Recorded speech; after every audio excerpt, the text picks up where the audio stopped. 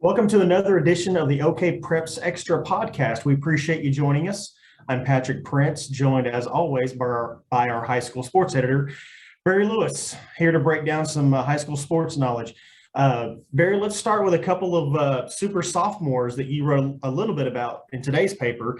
Union's Dalen Fuller had 28 points and a win over Sand Springs on Tuesday. Why don't you share us a little bit what you know about Mr. Fuller? Yes, he's just one of many talented sophomores for Union. Union's got a very intriguing sophomore class.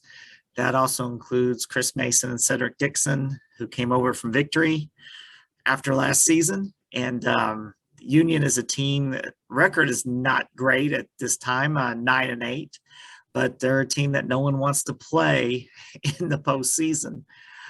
They're going to be going in as the 7th seed from the East, but again, they're good enough. They're the only team that's beaten top-ranked Booker T. Washington. So, and they've taken number 2 Jenks right down to the final seconds. They probably should have beaten Jenks. They had a 6-point lead with 15 seconds to go against Jenks. So, Union is very capable of giving even the best teams trouble. Just don't have a lot of experience, but they're a team that if you're looking for a team flying under the radar because the record's not very good going into the postseason, they're a team that could pose some problems. And another sophomore at a TPS school, Hale, Kabron Lewis has really been coming on lately. What can you tell us about him? And he's also not the only reason, but a big reason for kind of Hale's turnaround this year from a 1-15 season last year. Yes, that along with the return of Jakari Barnes, they Hale. That's really a nice story. Last year, only won 1 game, and that was against a JV team. So, and they're 10-8 right now, and both of those players, Lewis especially, he's got a lot of potential that he could be among one of the elite players. He's already really good, obviously. So averaging over 20 points a game, or averaging way over 20 points a game over his last 6 or 7 games. But moving on as a junior and senior, he really could be among the area's top players. And that's great news for Hale, who, except for 1 year when Raekwon Elliott was a senior, that their boys basketball program has been down for the last decade. And I remember there was a time when Hale had a great basketball tradition. And so it's really good to see Hale with a winning record this late in the season. So it's a lot, as their coach, Danny McChesney, said, a lot of hard work. If you work long enough, hard enough, it's great to see that pay off. And so Hale will go in as a number 9 seed. So I think they've got a chance to win their first round playoff game. It looks like they'll be playing McAllister, which does have one of the best players in the state. And, but that looks like a toss up game. And so that'll be interesting. Then I guess they would probably play Memorial. Good luck there for the winner. But the good news is if you win the first game, you can lose the second game and still be alive to play another weekend. So has Kabron Lewis started or played much this year before his recent run? Yes, he's played all year. But he's just Hale's just getting better, and the team is really gelling. They've got a 4-game winning streak, and that's so for the first time, except for that year a few years ago when Raekwon Elliott was there for a season, that they have a winning season record in February. Yeah, good for them. I'd love to see the TPS schools doing well, especially those who kind of have fallen on hard times lately. It's good to see. Let's talk about Owasso for a second. They're kind of surging, Barry. It wasn't that long ago when they were kind of hovering around 500, but they've kind of turned it around. What have they done?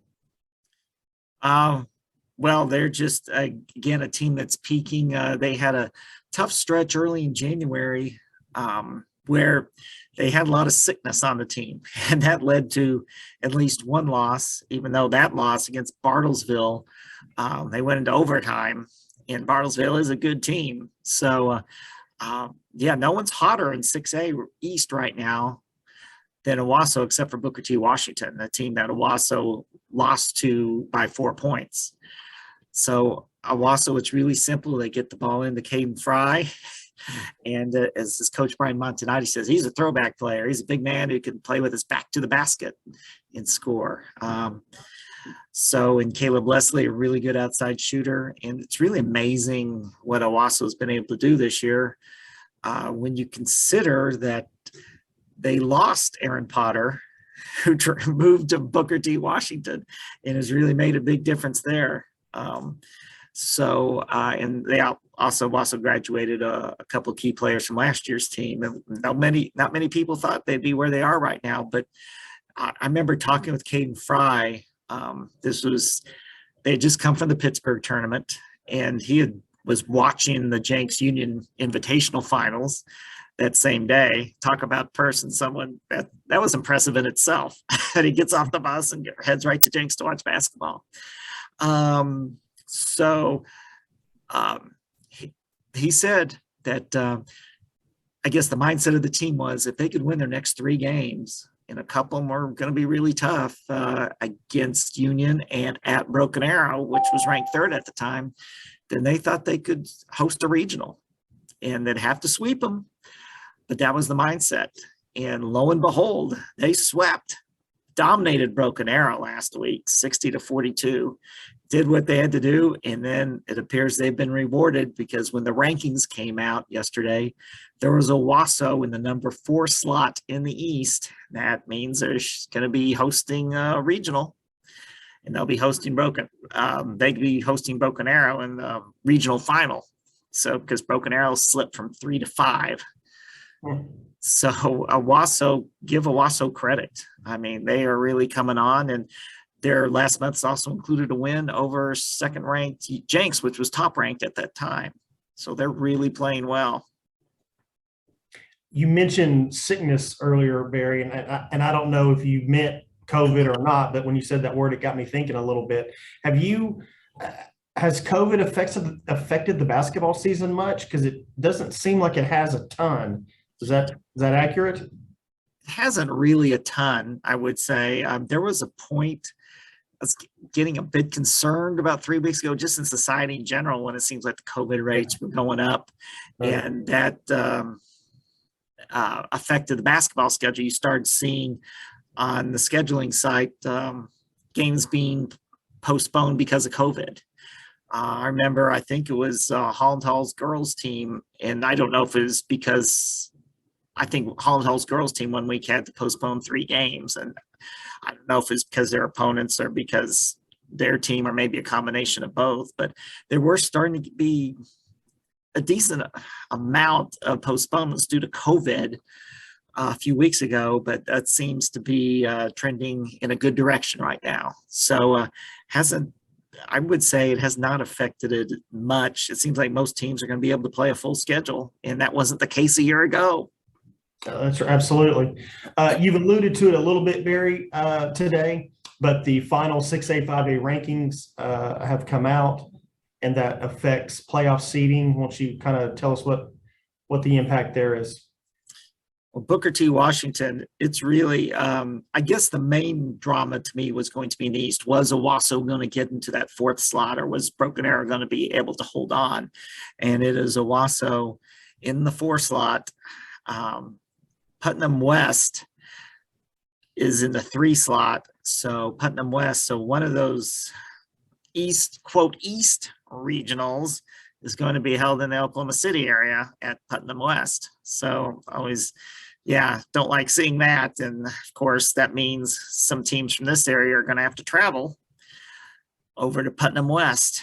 I guess that would be Bartlesville, the way it shakes out right now. So Bartlesville, and I guess that would mean trying to figure, Sand Springs. That means Sand Springs, I guess, would be another team that's traveling over there.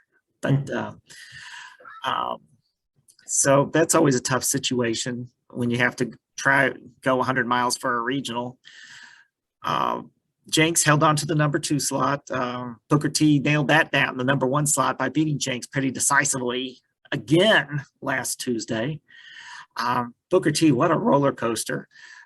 State champion 2019, number one in the East again in 2020. Last year, they were 15th out of 16 teams, and now they're back to number one. So it's quite a journey for Booker T, Washington. And then in 5A Boys East, Memorial is like the number one seed in the East for like the 10th year in a row. It's pretty incredible what Bobby Allison has done with the Chargers. Collinsville, that's the news. Collinsville's number two. That's their highest seed. And I don't know when they've been that high. So Todd Anderson, great job there. Very consistent season for Collinsville. And then again, you've got one of those situations where an Oklahoma City team is going to be hosting an East Regional. It's going to be Oklahoma City McGinnis. For people who want to see what this year's McGinnis team is, their game at Memorial has been rescheduled for tomorrow, Wednesday, February 9th at 6 p.m. It was going to be played last week before the snow canceled. And then Coweta's got the number 4 slot. So they will be the other regional host, it appears. And then you've got teams to watch out for. Edison's in the 5th slot, and Will Rogers. That's a nice story this year because not many people thought Rogers would be able to build off its success from last year when it qualified for state for the first time in 25 years. But unfortunately, speaking of COVID, they could not play in the state tournament because of COVID. So, but they're in the contention. They're certainly in the mix to get another state tournament berth. So, and they graduated 2 All-Staters from last year. So, great job by the Rogers Ropers. Barry, would you consider them a long shot to return to state, or do you think it could legitimately happen? I think it can legitimately happen. I mean, once you get past in the East, think Memorial, that's a lock. McGinnis, really good shape. I think Collinsville's, the only thing about Collinsville is when your team has not had a ton of success. They've had some success. They've been to the state tournament recently, but it's still a program that's not, been to the state tournament year in and year out. So you're never sure about a team like that, but they look like a state tournament team. But I think from the East, the other state tournament team, that's very much up for grabs. Yep. Let's change gears to football a little bit, Barry, and talk about AllWorld Football. That's coming out in the paper on Saturday. AllState Football is Sunday. Here, let me go to my notes. AllWorld Softball's on Monday, cross country Tuesday, volleyball on Wednesday. You picked the football team, and I wonder if you might just give the people a sense of the enormous amount of work that is, because it's a lot. Yeah, well, it's the fact that, it's not something that you just can do in a week. That's for sure. Obviously, since here it is 2 months after the season, we're just getting after it. But no, you could do it in a week, but to do a really thorough job and to get it right, it really takes a while. So, it's just quite a process trying to get all the information from all the teams in the AllWorld area, and which is within all teams within 60 miles or a few selected schools within 75 miles. And that's about how many schools, Barry? Wow. I think that's over 60 schools. Okay. It's just, and so just collecting the information, the nominations, attempts are made. We sent emails out to all the schools, and I would say about 80% of them return nominations.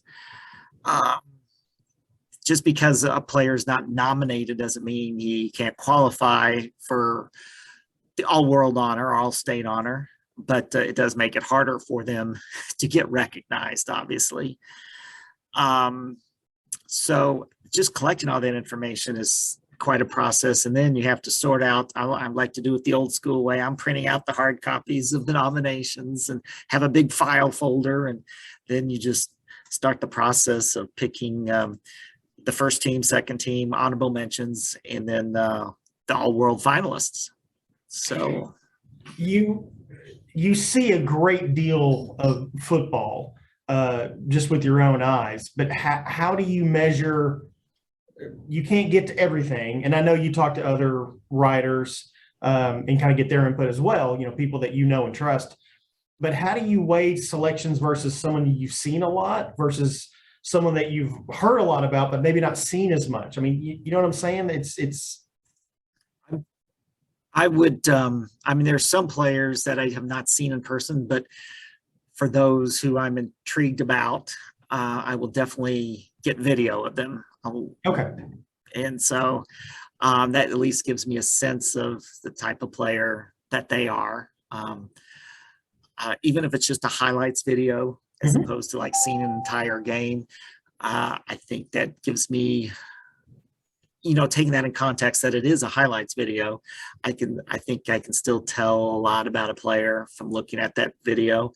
But I think there is more of there is a bias, an inherent bias you have over someone that you've actually seen. Sure. But of course, that can work both ways. If there's a player that I've seen and not been impressed by, yes, sometimes that can work against the player. So that is definitely part of the process. But especially when it comes to AllState, I need to guard against being too Tulsa area biased. Because obviously there's great players across the entire state, although I think obviously by the number of state championships, you can tell that I think the balance of power when it comes to talent in the state is in the East, it's in the Tulsa area. So it's worked out this way over the last 5-10 years, where on the all-state selections on the first team, for example, probably we got 26 slots. So 15 or 16, maybe 17 of them are going to be from players in the all-world coverage area. And so that would leave 10 for the rest of the state. When I do my first draft of the teams, sometimes it's like, oh my goodness, this is almost like a repeat of the all-world team. Because, you've seen a lot of players that you think just automatically should be all-state players, and you've seen them, really impressed by them and met them. And but there wouldn't be any point in having an all-state team if it was just a repeat of the all-world team. So have to make sure and examine the players from all across the state as much as possible. And so then that leaves for some tough choices. I mean, some of the last cuts for me off the all-state team, and we can get more into this next week after everyone's seen our Tulsa World all-state team and all-world teams.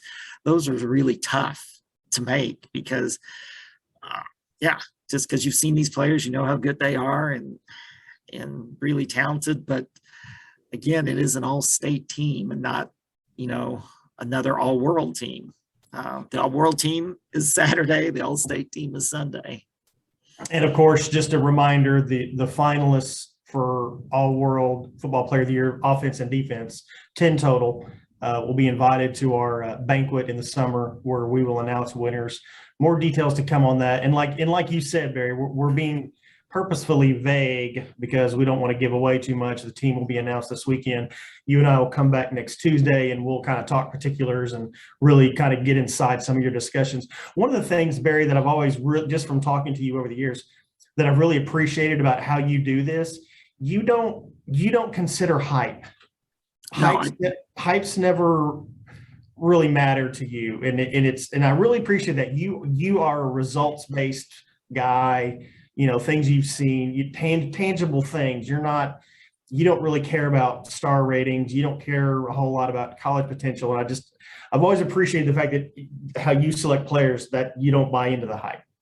Yes, I'd like to stress again, it's on performance during the season, not who are the best college recruits. I mean, it's like those are two different things. Two different things, yeah. When we get into the all-world preseason rankings, part of those rankings in the preseason have to do with college potential.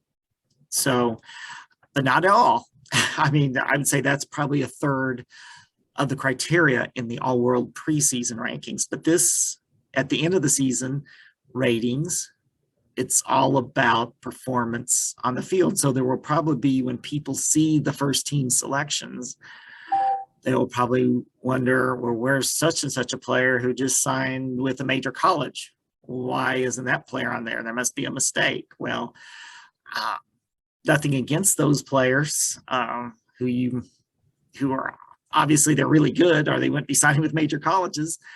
And they probably had good years, but they're just other players that I think had better seasons this past season, and that's why they are getting the edge when it comes to our AllWorld and AllState honors. Have you've been doing this many years, Barry? Have you ever looked back and really regretted a high-profile selection that you made? I probably have. Not one sticks out to me right now. That's a good thing. Maybe if I thought about it more, but if I reviewed the teams year by year, there might be one or two that came across. But I really try to make it on performance this season, and it's tough picking the AllWorld finalists, on both sides of the ball, offensive and defensive.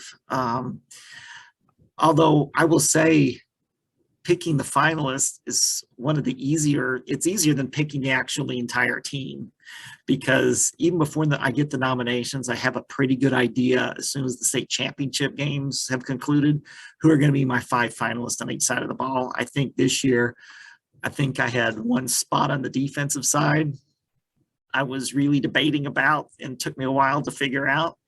But for the 9 of the other 10 finalist spots, I pretty well knew when the state championships had concluded who they're going to be. The state championships, state playoffs, sometime, whether it's basketball or football, can certainly they answer a lot of my questions when it comes to that.